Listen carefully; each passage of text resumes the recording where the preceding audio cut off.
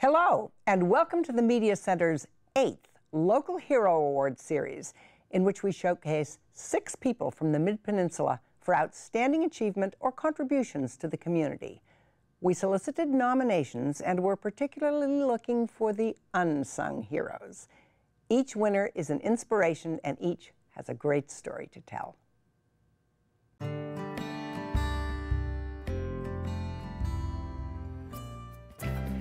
There was a time when Cesar Chavez and Green Oaks Academy in East Palo Alto were not doing well. But ever since Amika Guillaume became principal 4 years ago, it's been on a clear road to improvement. Raised by immigrant parents, Amika spent her youth doing menial jobs and constantly moving around the country, attending 27 different schools as a child. So it was probably surprising that she managed to make her way through college, then teach for America, where again she moved through many schools across the country, and finally ended up at Harvard University, where she earned her master's in education.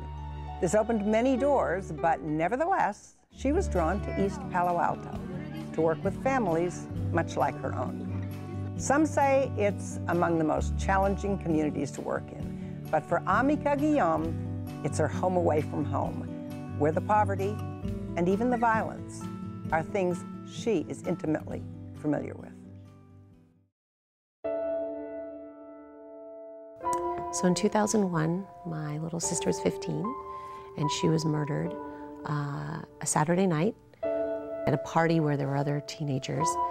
And what specifically I relate to in my work is that she had some words with a girl. The girl didn't appreciate the way she was being spoken to, so she decides to call her older sister. Her older sister drives up to this scene.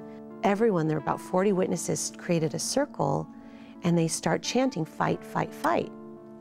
And my sister, according to witnesses, raises up her hands and says, "Wait, listen to my side of the story."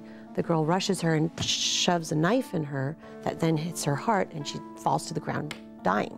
At which time they start kicking her, and everyone's still chanting, "Fight, fight, fight." And if it were today, they'd probably pull out their phones and start filming. So this experience that my family went through, one that I would never wish on anyone, is something that I remind myself of, unfortunately, a little more regular than anyone should, because those situations come up in children's lives a little too often. On a personal level, what has this done to change you and your whole outlook? And if there is a gift from your sister, what is it? Well, it's kind of funny because I grew up in a very tough immigrant family where you don't say I love you, you don't really hug. And that is what came from this, is I tell the kids at school every day, "We love you, it's because I love you," or "Come here, my love." So the word love is now regularly used in my vocabulary because the idea that every day is a present, is a gift, is very real to me. You never know when someone's going to come in and out of your life. My grandfather's from the Philippines and my grandmother on my mother's side, and he fought for the United States Army. That's how he became a U.S. citizen.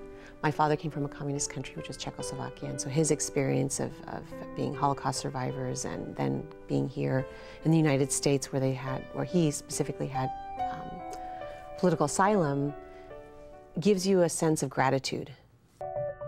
I definitely think there's something really raw and real about a grandfather who survived the Batang Death March. And something very raw and real about a grandmother who was on the train station watching her mother and grandmother being shipped off to Auschwitz. It's always a deference to those that came before me, and always a respect. And I think it gives you a sense, in my case, it gave us a definite sense of urgency. You're living the life of those before you who couldn't live their life the way that you get to. For me in particular, because I work with predominantly people of color, and I don't look like a person of color, but I feel like a person of color because I am half, I have to use the stories of my childhood or explain the things I have in common with my parents of my students because I don't want them to assume something else. And being able to be, I think, intimately in tune with where the families are coming from and to know what it means to work when you're tired and it's cold outside, or just, it is not a white-collar situation. I'm sort of obsessed with this idea to truly live out the idea that no matter where you're born in this country, you should have the opportunity to attain an excellent education. And that's the vision of Teach for America, and that is something that has always been driving me. So here we are in the Silicon Valley, and I am dealing with inequities that are crazy. I have had to deal with students who are not sure if they're going to have food in the refrigerator. We have the means, we have the money. We have people who want to give back. It's our core value as being the progressive Bay Area. And yet we have schools in the shadow of the Tower of Stanford that are struggling in ways that they should not have to struggle. So if we truly believe in the cornerstone of a democracy as quality education, I feel like this is the place to make it happen. Do you know someone who has overcome significant hardship and has an inspiring story to tell? Someone who has sacrificed or given over and above to the community and deserves some recognition? If so, please contact us with your nomination for next year's Local Hero Awards. To find out more about our local heroes and to watch interviews with all the winners, visit our website, midpenmedia.org. At the Mid-Peninsula Community Media Center, you can make your own videos and television programs and take classes in all aspects of media production. You can also hire our professional services team.